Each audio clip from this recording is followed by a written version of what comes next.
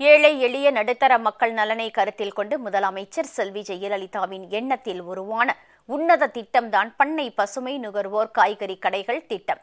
முதலமைச்சரின் சாதனை மகுடத்தில் ஒளிவீசும் வைரமாக ஜொலிக்கும் இந்த திட்டம் தொடங்கப்பட்டு 100 நாட்களுக்குள் காய்கறிகள் விற்பனை 5 கோடி ரூபாயை தாண்டி உள்ளது. மக்களிடையே மிகுந்த வரவேற்பை பெற்றுள்ள பசுமை காய்கறி கடைகள் திட்டத்தில் மென்மேலும் பல புதிய அம்சங்கள் இடம்பெற உள்ளன. அது பற்றிய ஒரு செய்தி தொகுப்பு.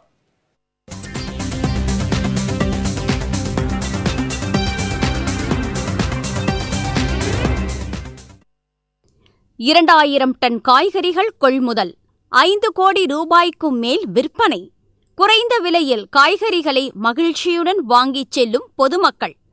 திட்டம் தொடங்கப்பட்ட 100 நாட்களுக்குள்ளேயே மிகப்பெரிய சாதனை படைத்துள்ளது முதலமைச்சர் செல்வி ஜெயலலிதா தொடங்கி வைத்த பண்ணை பசுமை நுகர்வோர் காய்கறி கடைகள்.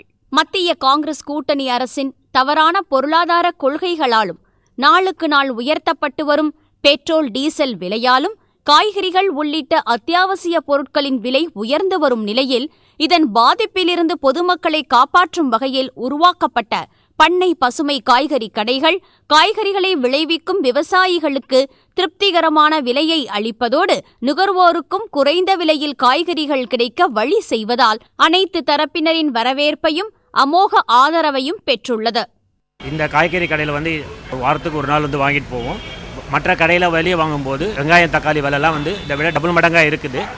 இப்போ இந்த கடையில் வாங்கும்போது பில் பார்க்கும்போது நான் வெளியே வாங்குறதை விட பாதி அளவு தான் ஆகிருக்குது. அதே டைமில் ஃப்ரெஷ்ஷாகவும் இருக்குது காய் வாங்குறதுக்கு. காய்கறிங்கள்லாம் ரொம்ப விலை கம்மியாக இருக்குது. 3-4 மாதமாக நாங்கள் வாங்கிட்டு தான் இருக்கோம். கம்மியாக இருக்கிறதுனால ரொம்ப சந்தோஷமாக இருக்குது. வீட்டு செலவு கம்மியாக இருக்குது. பண்ணைகளில் காய்கறிகள் பறிக்கப்பட்டதும் தாமதமின்றி துரிதமாக பண்ணை பசுமை கடைகளுக்கு கொண்டு வரப்படுகின்றன.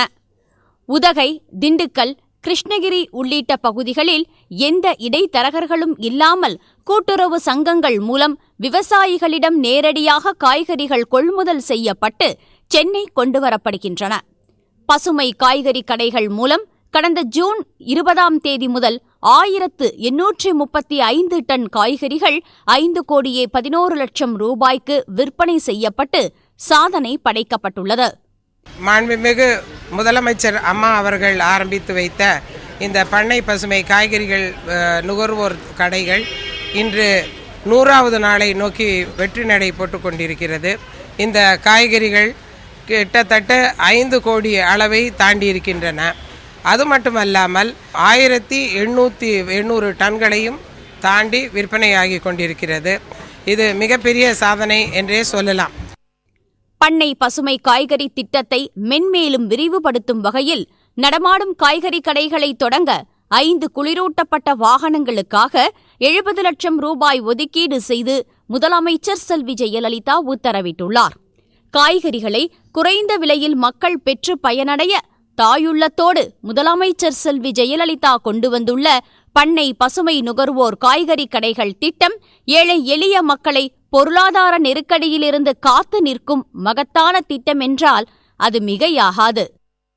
மக்கள் நலன் கருதி தமிழக முதலமைச்சரால் தொடங்கப்பட்ட இந்த பண்ணை பசுமை நுகர்வோர் காய்கறி கடைகள் 100 நாட்களை எட்ட உள்ளன.